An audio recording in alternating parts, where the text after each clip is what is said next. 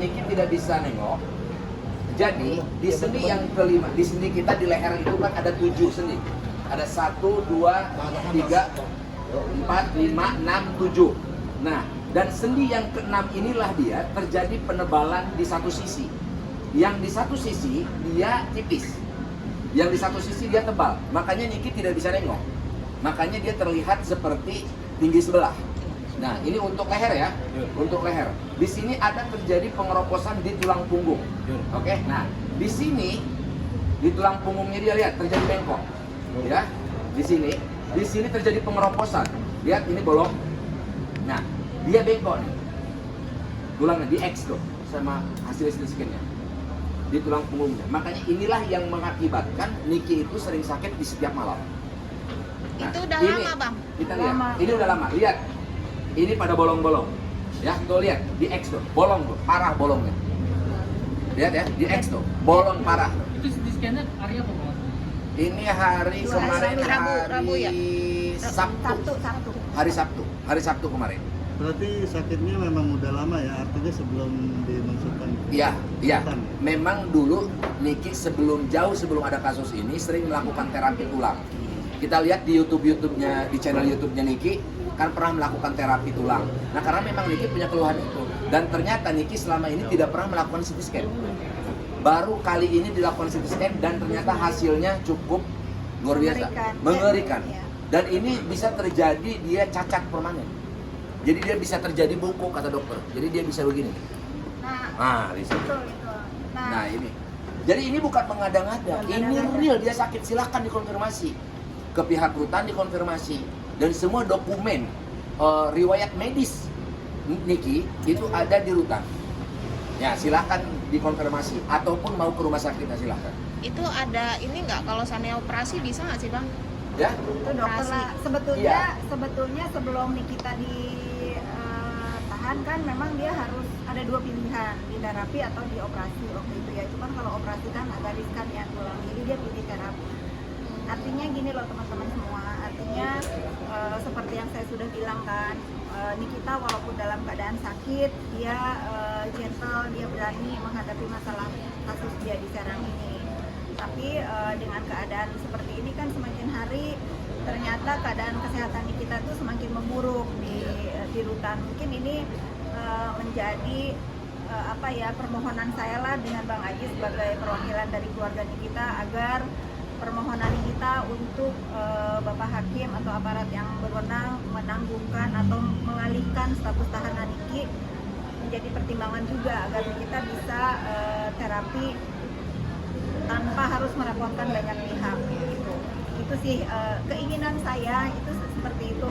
Jika dikabulkan, jika menjadi bahan pertimbangan gitu aja ya Bang Aji. Ya, ini sebuah bentuk harapan daripada keluarga maupun sahabat.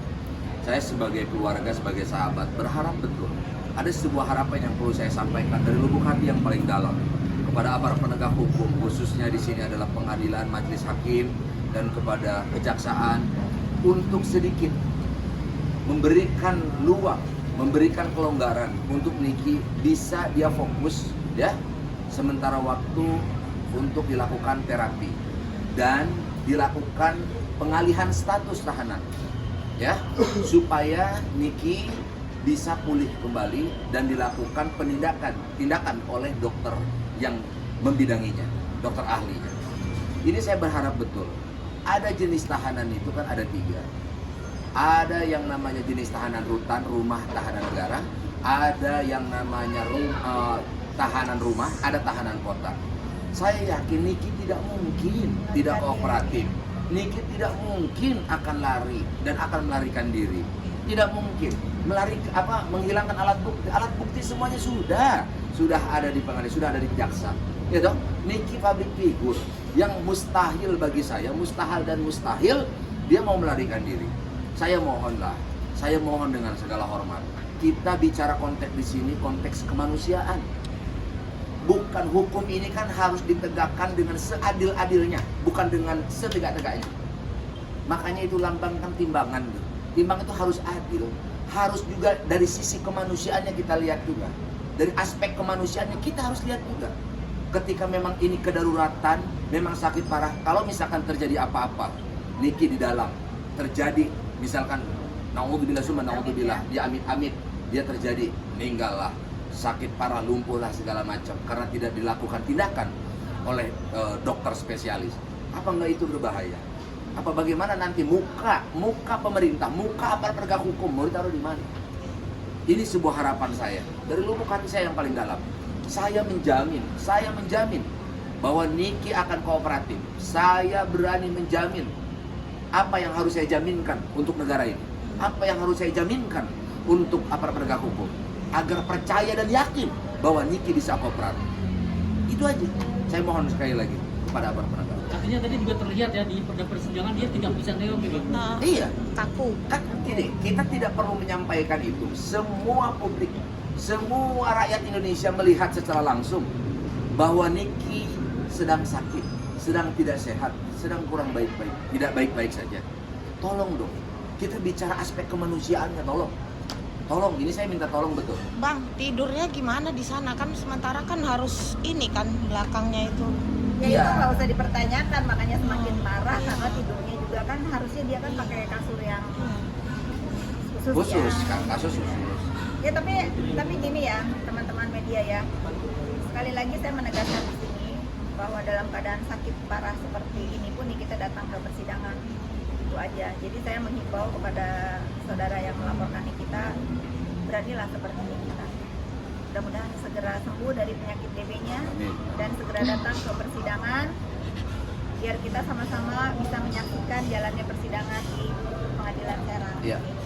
Udah? Dan Niki ini Kak Fitri kan dapat kabar burung. Sebenarnya dia lagi di PN Pusat nih. Coba menurut Kak Fitri gimana nih? Lagi di mana? PN Pusat. Pengadilan Pengadilan Negeri Pusat menghadiri jadi Ngapain? saksi gitu.